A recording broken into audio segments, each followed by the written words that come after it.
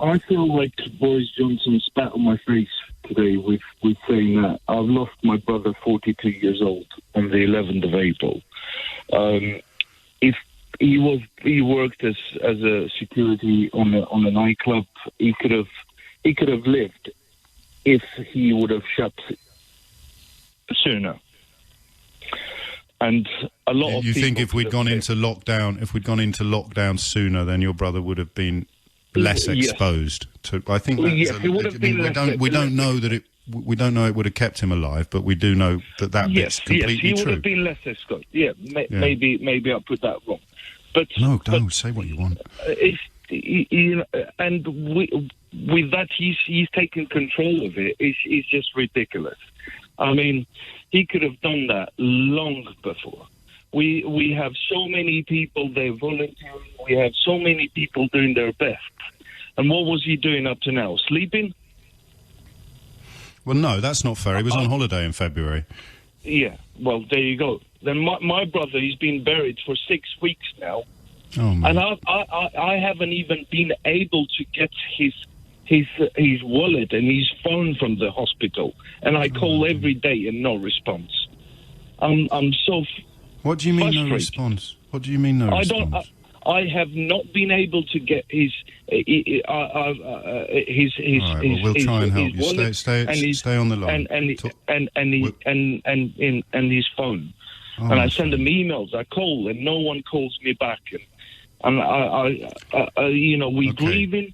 And I'm distraught as well from it. And now he's coming up with this and spitting on my face. This suggestion that he wasn't in control when they elected not to go into the lockdown. There's some very troubling comments that were reportedly made to the Italian Prime Minister as well that I think will add to your burdens. If you, I don't know if we'll be able to help. I am originally from Albania. I've been in this country for 23 years. And I love this country as my own. Well, it is my own. Yes. I grew up here.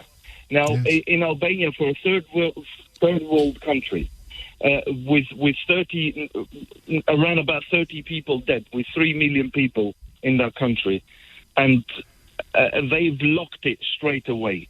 The only thing that our Prime Minister done good, he locked it straight away, and he saved loads of lives. I don't want to make a glib comment, but maybe if we'd had more immigration from Eastern Europe, we'd have had a better response to the coronavirus crisis. We could have got some of you into Parliament a little bit sooner. But I'm worried about your brother's belongings. Would you like us to see if we can help? I would love to. I don't know if we will, Eldon. You know that, okay? It may not be that we can do anything, but sometimes a little bit of. He died in North Middlesex Hospital, and I've been calling every single day.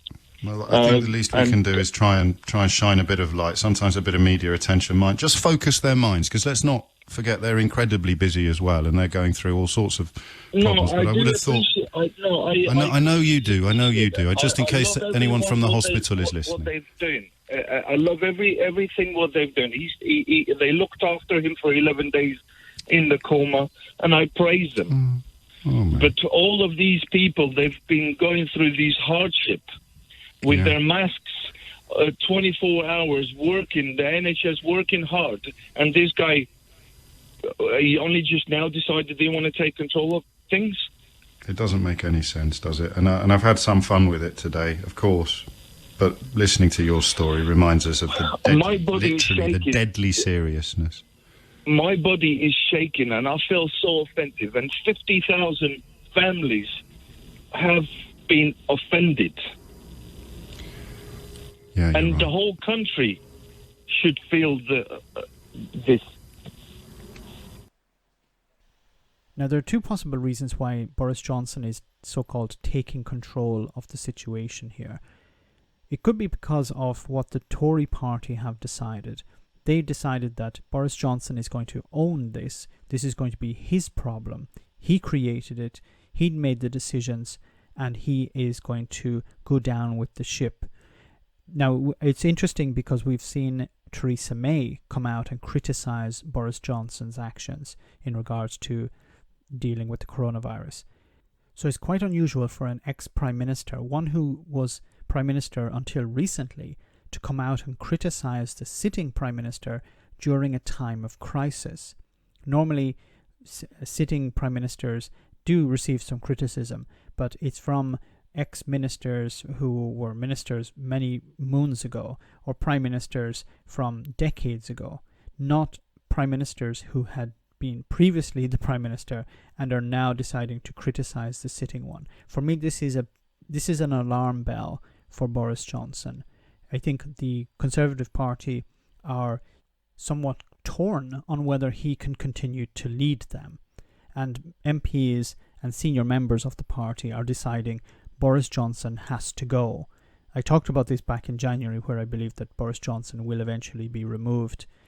But I didn't imagine it so soon. And I think someone like Theresa May still has a lot of clout within the party.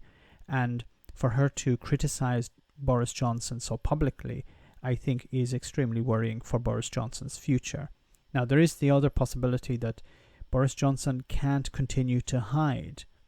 He's avoiding the public where possible, hiding in a fridge, some people will say. But he can't continue to do this. He has to show his face. But his dilemma is, as soon as he goes back into Parliament, he's ridiculed, he's shown to be a charlatan and a bully when he doesn't have MPs on the backbenches shouting in support of him. So when he avoids scrutiny in Parliament, he has to instead put forward one of his lackeys. And that, of course, raises the question in the public eye, where is Boris Johnson? And, of course, diminishes him as a leader. Now, of course, the alternative is to go into Parliament and attempt to answer questions, but Keir Starmer embarrasses him on almost every occasion.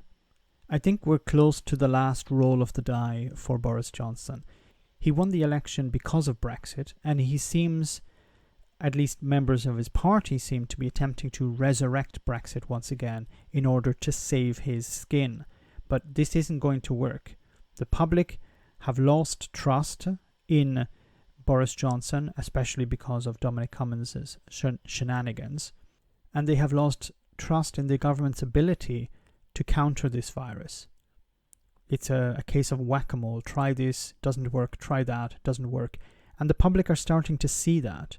People are becoming resigned to the fact that this pandemic is going to continue for the foreseeable future, and that Boris Johnson is incapable of dealing with it. Let me know in the comments, guys, what you think. Why not become a Patreon and enjoy access to our Discord server where we share news, chat, and have some fun. If you become a patron, you can also make video suggestions on topics that are important to you. Check it out via the link in the description.